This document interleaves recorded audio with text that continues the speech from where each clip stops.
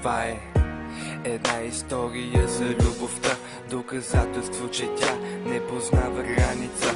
Без значение дали сте далече един от друг или пък дори сте се запознали във Фейсбук. Ако тръпката я има, значи всичко е добре.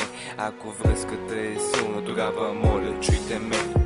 Ето, намерих време да ви отделя за историята, която съм на път да споделя.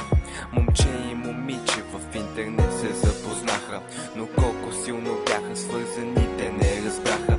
Една нощ тя просто реши да му пише и опознавайки го, тя разбра какъв пиче. Той беше мил и свестен, даже леко загришлив и внимаваше с думите, не беше горделив. Той видя, че тя е сладка, супер готина, добра.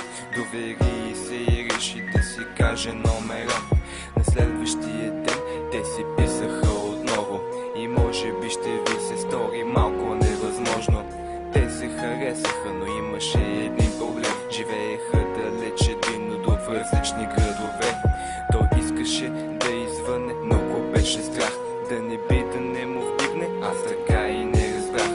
И когато дойде момента отново да си пишат, тя му се обади и той започна да се пита дали ще хареса гласа му, да не би лошо да звучи. Те говореха спокойно, но той се притесни. Говорейки по телефона, тя наистина повярва, че човек, пред който си пише, е от отсрещната страна. И разговор след разговор те взаимно свикнаха. Всяка нощ да си говорят чак до сутринта, докато един ден той се събуди и реши, че трябва да я види, няма начин да сгреши.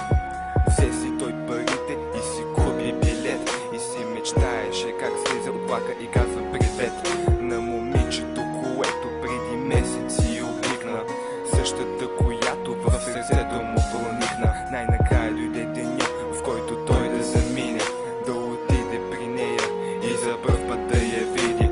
Каза и, че в 4 часа ще хване влака, нека тя да бъде на гарата и да го чака. Тя чакаше и чакаше, но влакът не пристигна.